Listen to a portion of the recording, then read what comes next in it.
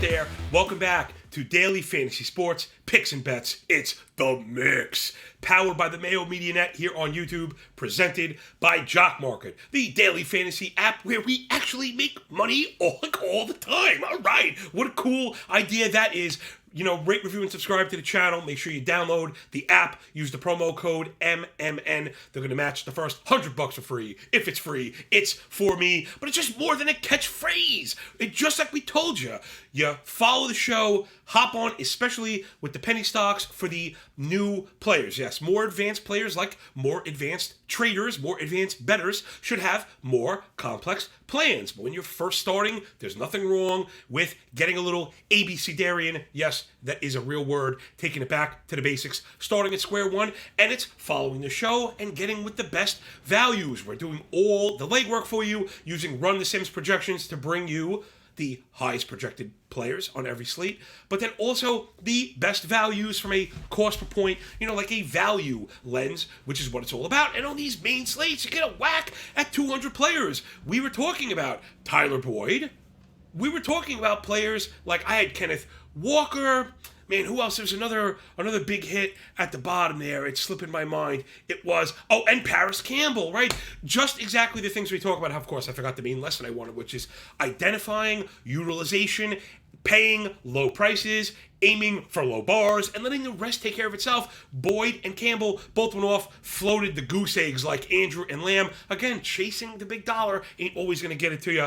All right, man, enough of that. We need more of this. We have so much work to do and so little time to do it. It's the fastest show in NFL, absolutely. Anyway, man, you take that big boy to the bank. Absolutely guarantee it. Like I said, we're using Run the Sims projections. We're going to do blue chips. That's the highest projected players. We're going to do that penny stock section I mentioned, and then I got a player prop for you. Everything really starting to turn around for us lately, right when you get a handle on the season as things become to get cemented, and then we're able to use public narratives against everybody, right? Let's get into it. All right, it's the blue chip section brought to you by Jock Market. You got to download the app. And again, if you are new, I would never walk you into a buzzsaw. I really do care about you, right? I think that's kind of my thing. I really do care because I also come from nothing, and I also have started from zero and made my way into where, I'm a high-level player because I earned my way there. And it's about being sharp, and it's about malleability, and it's about application, and we're going to do a little bit of all that stuff. All right, blue chips it is on the Bears side for this Monday night foosball game. Oh, God, these primetime slates are just flat out, like, deflating. I think the schedule makers have to, maybe rethink how heavy they overload on some of these teams, right? They really expected the Bears and the Seahawks to be, I'm sorry, not the Seahawks, the Broncos, right? The Bears and the Broncos to be at the center of all the entertainment, so they put them on all the primetime games and we're all vomiting. All right, for the Bears, at the top of the board, it's just ridiculous.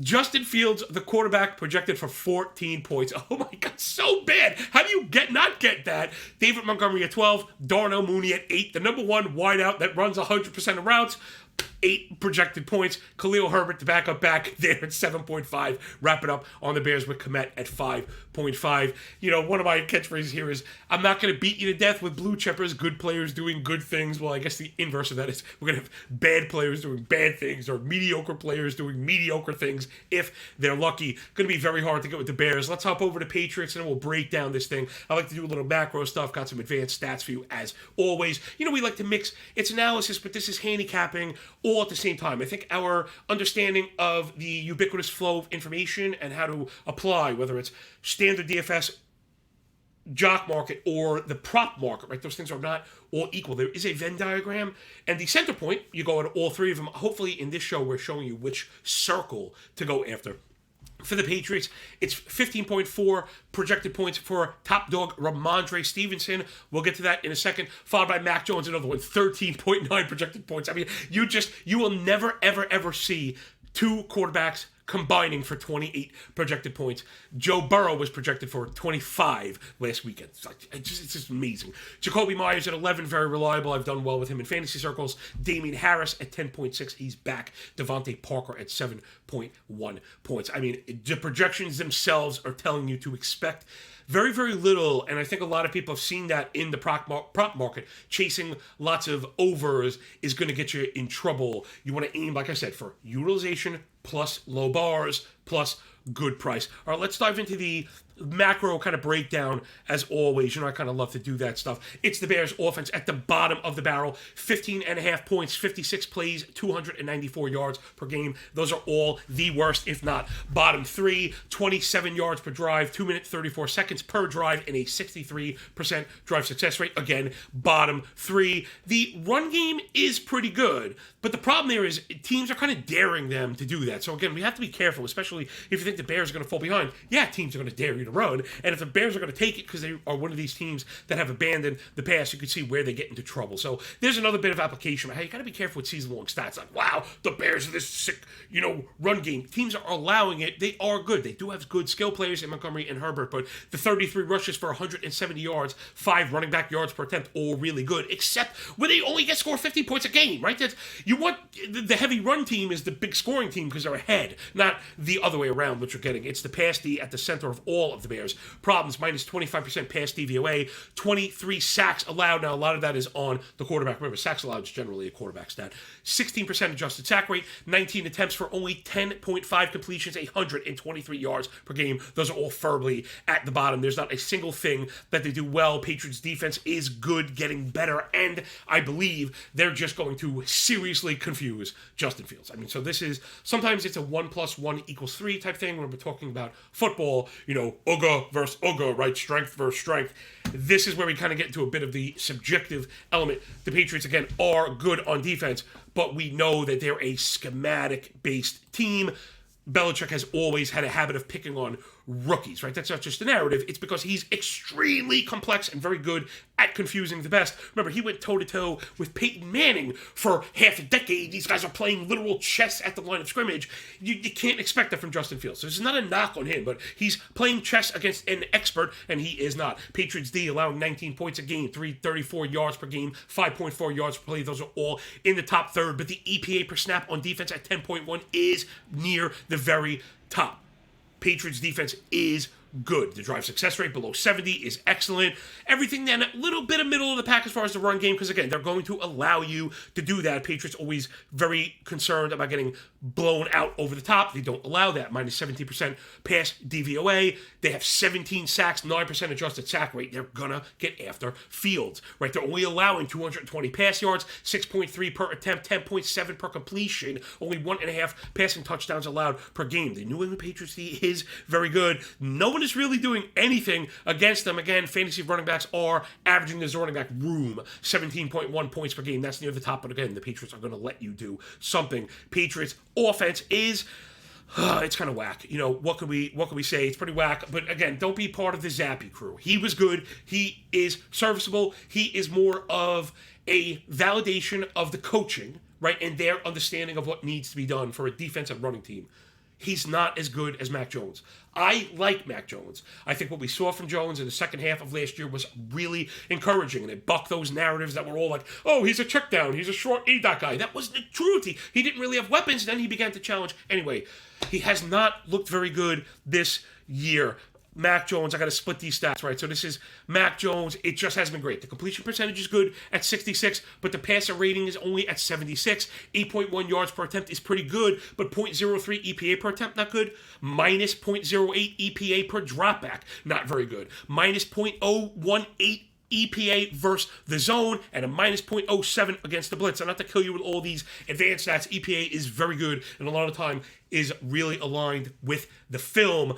Mac Jones is struggling in particular against the zone. I think the Bears are going to show him a bunch of that, but the Patriots are going to be looking to run the rock. Let's wrap up the handicapping there, because this is where I think the game is going to rest. So let's start with the flip side. Bears defense, right? Only allowing 20 points per game. They're very good. 5 yards per play, also very good. However, they have not been efficient. They're slowing down the pass games, but they're getting beat up in the run. So what happens when you get beat up with the run is the clock runs and it shortens the game, right? So again, this is the difference between looking at season stats and falling for it. Check it out. Bears defense, not efficient. 36.5 yards per drive, 3 minutes and 20 seconds allowed per drive to the opposition. I believe that's worst in the league, if not bottom two. 74% drive success rate is bottom 5. 3.4 snaps per splash play, right? Those are all your forced fumbles and sacks and short stops, all that great stuff that really matters. Bottom 8. Rush DVOA is in the positive. 34 attempts for 163 run yards per game. Again, the pass D is good. Teams are running against them, knowing that once you get ahead of the Bears, they can't catch up. So be careful with the season stats. I think that's the main thing here. I often talk about drawing up the narrative. Here is mine. The Bears are trash. There's a chance they literally put up 0. I never like to mark anybody for 0, but I definitely think they go under 10. Patriots, they don't really move very fast. Mac is going to ease himself back in, and I believe they're fully aware of the matchup. So I'm a bit worried about the Stevenson projection here. That's where I wanted to go with it. With my main narrative is with Damian Harris having full practices, back-to-back games, and being off Saturday, so it's a full track. I believe he's a starter. So I think the projection for Madre might be a touch high. When they play together, it's kind of Harris's backfield, right? We saw him in week 4, 55% of the team rushes was 18 for 86 and 1, and then, almost 2 yards before contact per rush, then almost 3 yards after contact per rush. Harris is the better runner between the tackles. That's where the Bears are flawed and where I think we'll see. So I think the Harris projection is low. I think the Ramondre projection is high. Hard to get with Mac Jones. I'm not going to want to pay for that. I don't know. I normally talk about who's the player that could pop the top, right? Do the Pringles job for us. I don't know who it is. So I think this one is a who could fall into the end zone. And I think that answer is Damian Harris. So I'm going to have a tough time investing heavily. Although another reason why we like Jock market so much is you don't have to play a tight end if you don't want to. You could play one player at one share. You could play 100 players at one share. You could play 100 players at 100 shares. And you see how DK Showdown really kind of is very static, right? It's cemented and standardized, and you are kind of forced into certain movements and executions, right? And that's part of what I don't like about it. That's part of what I don't like about it, aside from the fact that we're all playing each other, when if I just told you that I love you at the beginning and I care about you, I don't really want your money. Let's work together and get the book's money, the corporation's money, right? So there's the last feather in the cap. Holla if you hear me, rate, review, and subscribe to the audio-only pod. 5-star reviews are the, best thing you could do. And if not, stick your cartoon finger up inside the big man, because those likes matter more than they should. Boom. That's the blue chip section, about as good as we can do it. If you appreciate it, do all those nice stuff that I mattered. The ball is crossed the 50-yard line. Let's get it up in the red zone. But first, let me take a breath, because this is a bit harder than it looks. All right, second pillar of profit here at Mayo Media Net. Rate, review, and subscribe to all that good stuff. Ooh, look at the penny stock image matching the shirt. I'm looking pretty snazzy, and if you're unfamiliar, I think this might be the most impactful part of the show. It's probably the part I've gotten the most positive feedback for. Someone was actually nice enough to tweet about it at Patty. Man, hey, listen, man. In this world of ours, hitting up the boss and telling him how good of a job the guy in the bottom of the totem pole is doing, that stuff really matters. All right, so it's your penny stocks brought to you by Jock Market. Again, not just the cheapest players. These are the best values. I don't want to say objectively, right? Because we don't know, but with the given information, they are, right? Salary in DK conventional is preset, like I mentioned. We can use that to our advantage. When you use great projection systems like Run the Sims, now you have given pieces. If you have a given salary and a projected output, you could come up with a rate stat that we call value. Again, probably the biggest mistake people make is thinking, oh, he's cheap, that's a value. That's not how it works. Their expectations are tied to outputs, and that, again, is the rate. So we got 2 QBs, 3 RBs, 5 wideouts, and a tight end. If you're unfamiliar, we do like this all the time. And if you're really into it, the main slate show has been really, really effective. All right, it's Mac Jones and Justin Fields, the only 2 QBs on the board. Mac Jones and Fields both projecting for the same, 13.9. Let's not get hung up on decimal points. Salary has Fields ahead, I would imagine, because of the rushing floor, which boosts up his cost per point over Jones. The ownership is the same, the IPO leaning towards Jones. Now, that's kind of interesting and probably like a hint of application. So if the IPO is lower for Fields with an equal projection, he's a better value in Jock Market than he is in DraftKings. Like, it's kind of that simple. I know, like I just did, right? I don't want to bash the things that I do, but people talking about the running. Yes, we have seen, a 47-yard minimum last 4 games. Topped out at 88 last time. But the fact of the matter is, 47 yards is only 4.7 points. He might throw for 125 yards, and that's not going to do it at the price. So, in Jock Market, you have to love it because you don't have to pay for it. Chances are I'm not going to be on these quarterbacks. I like to be fully transparent. On showdowns, if I don't like a player that I think could run away with the number one overall returning the $25 per share, I'd much rather get my shares at the bottom, look for lower returns. We just did it the other day, right? I literally, Thursday night, we've been doing very well now. Dulcich and Latavius Murray were my highest utilization projections at the lowest price, and I rolled them out, and they got the job done. So that's why I think this chart is so helpful. Again, all these numbers that I roll at you, you could just go over to Twitter and grab it from the Mayo Media Net handle, or mine at John Laghezza. Or Patty retweets. We do try to do such a good job of getting it out, and I think it's really matters if you're playing Jock Market, especially because no one is combining all this information. But I think it's also very helpful to get familiar with the numbers. We talk about on the main slate, we want to get near like $300 course per point. Look at these numbers. There's not a single person below 7. But now there's another lesson in itself. Also, again, feathers in the cap sticking out everywhere because nuance and context is always at the center of it. The pricing in Jock Market really is kind of stagnant, meaning the top players tend to go for the same amounts. And a part of that makes sense, right? A quarterback, no matter what, is going to be one of 6 players to finish at the top. But they don't have equal projections, they're not equal talents, and not equal game environments. So, I'd rather not pay for Jock Market top up. Right? Go top down. If the projections are so condensed, then you have a higher chance at a lower cost player, but those are the equal. So, again, just kind of how we push it forward. Let's do the running backs. It's Ramondre Stevenson coming in at the best value, but remember, I did mention I'm low on that projection. I don't have him at 15 points.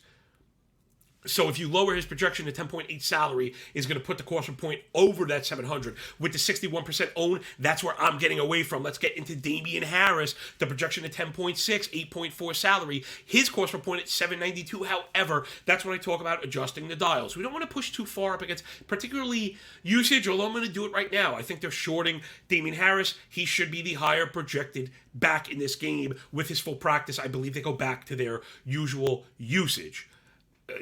Belichick is that kind of guy. I think Harris gets the ball. I think he's the best pop for a touchdown. So he has the low salary, he has the lower ownership, and he has the lower IPO. Give me Damian Harris today. That's a guy that we want. Remember, also when a player pops up on the blue chips and the penny stock, that's a good place to circle him. Though in showdown with the small overlap, it's going to happen with more players than normal. Jacoby Myers, Darnell Mooney, Devontae Parker, Tyquan Thornton, and Equanimous St. Brown. I gotta holler at him. Man, I gotta get a pronunciation. It means a lot to me. People butcher my last name. I don't love it, but I understand it. If you correct me, I'll get it right. Like, I think that's when it's wrong, if you keep pushing it after someone says, please say it correctly. So, my man, EQ, your parents are really cool at naming kids, man. Monrod, Equanimous, listen, I love it, man. I live outside the box. All right, let's look at the wideouts. Jacoby Myers has been awesome, and I like him a lot. I think he is probably the receiver in this game that stands to gain. Pure receiver, I should say. Season stats, the usage has been all Myers, right? He's leading the team 83% of snaps, running routes on 61% of dropbacks. He had time missed, though.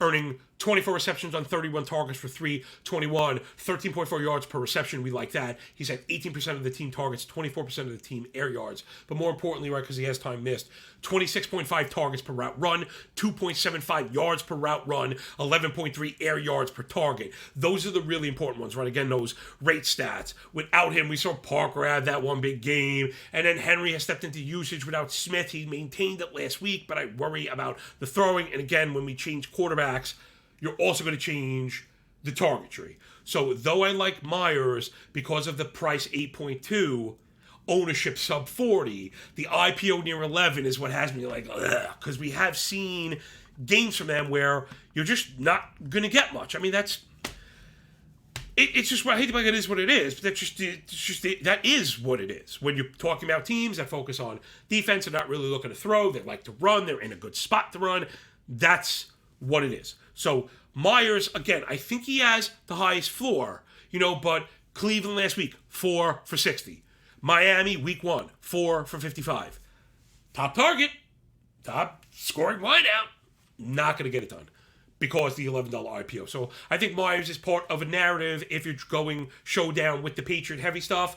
But I just don't like anybody here. I'm not going to get with the $11. Mooney, $8. No thank you. That the floor is quite literally zero for them. I mean, the usage is out of control. 94% of dropbacks he runs route. 91% of the snaps. 30-team target. 46-team air yards. It's like ridiculous just jumping off the page. But when you get to the rate stats, right, 1.5 yards per route run. So he's always out there not gaining. It's been a really, really, really rough go for Mooney. He seems to make one like awesome circus catch, but think about that. He's terrible with circus catches. So what if he doesn't get the circus catch? He kind of ends up with nothing, which is always really the main concern, right? I mean, 1 for 8, 1 for 4, 2 for 23, 2 for 52. These are not the lines of a wide receiver. One, get away from that. Devontae Parker kind of dusty with Myers on the field. I'm not into that. 594 IPO is palatable, but I'd much rather go with the last one. My value pick is Tyquan Thornton. Again, you really got to get into splitting stats here because, right, players come up and players get hurt and then usage begins to get wonky. So last 2 weeks with Thornton out there, he's run a route on 69% of dropbacks, earning 15% of the team target share, 20% target per route run. So he's part of the game plan. He's also earning carries. He's also earning carries near the goal line. And this is where I want to get. So this is the wrap up of my narrative, because I usually do the narrative stuff on the blue chip end, because generally we're looking for the best players to drive the narrative. This game is not the case because of all the stuff we mentioned. So I'm going to pivot. We're going to do the judo juke, that circle button in Madden, do the little spin move. And I'm going to go with Thornton. And again, it's funny, this doesn't really align, but let's hop up into it. Why doesn't it work? Because I disagree with the projections. The given that I mentioned at the outset, I disagree with, I'm pushing back on. Now, you have to understand you're taking a risk when you do that, which I know. I'm not as good at projecting this stuff as projection systems. However, when you do believe in it and believe you have it validated, that is the pathway to the edge. More and more people are using projection systems in general. More and more people are blindly using projection systems. It's sharpening the field at large. So the best way to do that is to, right, it's still using projections, but it's using them more in terms of a self-fulfilling prophecy and then looking to find your leverage that way. So for me, it's Thornton to the 4. If his projection is where I think it could be, you know, where I think he's going to maintain the usage we've seen the last 2 weeks. So, you know, I think he ends up with, I don't know, what, like 5 targets or something like that. So if that's the case, and he's going to get catches, and he's going to get a couple carries, and he's a pop for the end zone, I actually think that the pair of them, I think Harris and Thornton is a really nice pair. He's actually had 5 targets, and then it was 3 before, but they convert a lot of them because of the high percentage that they are. He also moves around the rotation quite a bit. I have that. Also, yeah, he's worked out of the slot as well. So we saw it briefly with, like, Belichick was trying to do it with, like, Ty Montgomery, who's not nearly as good as Tyquan Thornton. Tyquan Thornton's a baller. He's a boss, you know. I was really into him, best balls coming in, because I thought he fit this kind of gadgety, weird, wonky thing. Remember, Belichick's into that stuff. So my comp has been Curtis Samuel, but I actually think it's going to be early week Curtis Samuel greater than sign current Curtis Samuel. So give me Tyquan Thornton with Damian Harris. Those are my values and my penny stocks. Those are the 2 guys I'm going to be going for in this one. And then it's Cole Kmet at the bottom, the tight end value. Just no thank you. And St. Brown, just no thank you. I mean, listen, this says it all for St. Brown. 4 projected points, 4.6 salary, $1,100 per point. Absolutely not. Thornton, though listed at the same, I think his projection might be like half of what it should be, right? Because if we have him for 4 to 5 grabs and, you know, 40 to 50 yards and then 30 rushing yards with a chance at a touchdown, you got to get him in the double digits, and that would affect his course of points. So the quarterbacks are a little too expensive for me. I think Stevenson is over-owned because he's over-projected. Herbert as a backup, I'm not interested in splitting work, but Montgomery, no thank you. The Patriots are going to be watching them very carefully. Expect them to stack the box. Myers is going to be wonky. I'm going to keep an eye on the IPO. If it's in double digits, I'm going to let it go. Mooney, I'm not interested no matter what. Parker would have to be below $5. Thornton, I'm probably going to go. I don't want to say I'm going to get no matter what. I never do that. But I don't think he'll be above 7 or 750, where I would like to get him. And that will do it. Bam! For the penny stock section, we are just rolling. Once that ball starts coming down, it's Indiana Jones. That giant thing starts.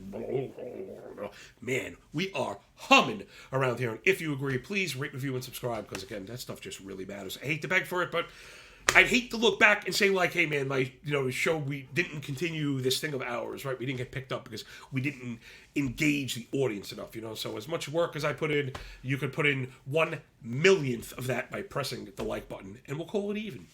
Not a bad deal. All right, we're up in the red zone. Let's score the rock. We got a few minutes. I got a player prop for you.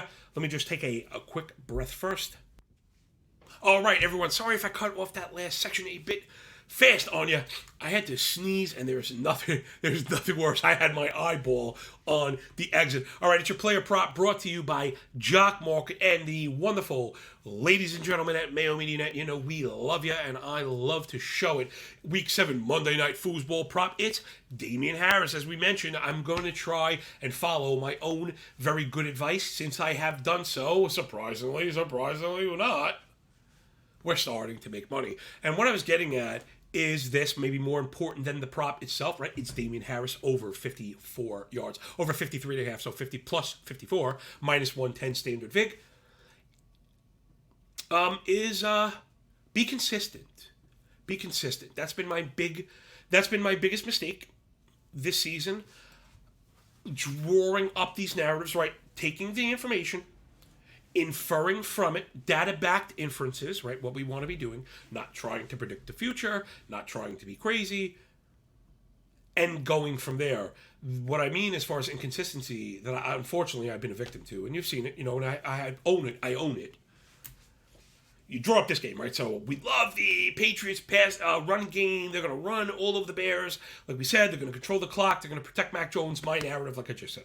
Little short stuff to Myers to open up the box to get gadgety stuff to Thornton as Harris bangs at the middle. That's my problem. And then you don't bet those guys. You go the other way. Well, Mooney's really cheap. Mooney could score an 80-yard touchdown. But it doesn't fit, right? It doesn't fit the bill. If you think that, then go with the Bears and go with Fields and go with that stuff. And I've made that mistake before. Oh, I like this, and I have a certain matchup, and then I end up not going at it. Last thing that I had, Harris. I think I had some Harris stuff for you. Okay. So Chicago D, this again I had to split. They are 26th in rush EPA per snap, which is extremely bad, right? We mentioned those run stats. They are very bad. The Bears have just let everyone get them. That list includes Aaron Jones, A.J. Dillon, Dameon Pierce, Saquon Barkley, Dalvin Cook, and Brian Robinson, most recently, have all cracked 60 rushing yards this season. So I think Harris, again, coming off the back-to-back full practices and the matchup, and he's healthy, and the hooded one. I think Damian Harris gets this one just easily. I think he's in line for, I don't know, maybe he's in line for 18 carries at 4 yards a pop. Give me Damian Harris for 72 yards. I mean, like, that's how you do it. So I actually like the alt prop. Also, again, these are coming in. I'm posting these picks as leans. I like to be very honest. I do end up with money on the players generally, but a lot of times it's not these plays. I'm waiting for the alt prop. And I'll give you a perfect example why I like alt props more than I like the standard props is because of the price. And I find very rarely do players barely clear it. Right? We had Tyler Boyd plus 50 yesterday. I scored, beat him by 60 yards. You know what I'm saying? And we had a few of those. Even Barkley had it 90. Didn't look like he was going to get there. He ended up beating it by 20-something yards. Everybody that seems to beat the prop seems to beat it by a bunch. So the pricing for the next level on the alt prop is usually not in line. Meaning, you'll find this one plus 54, minus 112. You may get plus 65 at like plus 150. And then plus 70 at plus 245. And it's like, wow, what you should be doing against sharp play. Remember I mentioned at the outset, this is the last feather for today. Let's go full for this one. Big lessons in need big faces. I mentioned as your complexity and understanding grows, so should your execution. A more novice player, and this is nothing to be ashamed of. Everyone needs certain tenets, right? Very strict risk management. But where things can change with experience is as you get into these alt props, understanding the depth of the market and its accessibility, rather than betting, let's call it $10 on the prop. Where at the minor vig, you gotta bet, whatever, 11 to win 10. Whereas if you were chased going after the 150, the plus 150, you only have to bet 8 in the first place opposed to 11. And then when you have multiples, you could end up profiting with a sub 50%. Or in a case like this, where you have a single player, you would scale. Some people call it a ladder, some people call it a scale, some people call it a pyramid. You line up the plus 50, plus 60, plus 70, and fine tune, again, the same risk. I generally like to use enough on the base play to cover the venture and then hope to progress off the rest. But lately, I'll just not even go after the minus 110 and put pieces on the ladder, save on the total bet, and again, be able to play under 50%. Yesterday, I posted, if you're into that stuff, I do have stuff on Patreon. It's all free. But we 7 alt props, right? They're all plus 150 or better. So we only had to hit 3 out of 7 to break even, 4 or better to profit. We hit 4 or better to profit. And unfortunately, Matty Ryan, the last drive, he had a chance to throw and get us over it. We didn't get there, and we almost had a big day. But again, just the idea of how let your experience drive your complexity. Don't get too far ahead of yourself. Take a sample, take 30 days to try and profit with a simple system, and then get more experience. If you're into this stuff, you have any questions, hit me up on Twitter. I'm there for you. Hit me up on Patreon. We do all types of in-depth stuff, all this betting models and stuff, player props coming out the wazoo, all types of breakdown, exclusive audio, just all kinds of crazy stuff. It's the same name, John Laghezza, NFL Moving Averages. Followed up on Twitter. All that stuff is streamlined. We care so much about you, and that's why we work so darn hard at this. Thanks for picking up what we're putting down. Enjoy the game. Enjoy your day. When we're done with the book, enjoy that pay. Give me Damian Harris, Tyquan Thornton in the JM streets. Give me the Damian Harris rush prop, and I will see you at the ticket window. And remember, when you work this hard, it feels a lot less like luck, yo.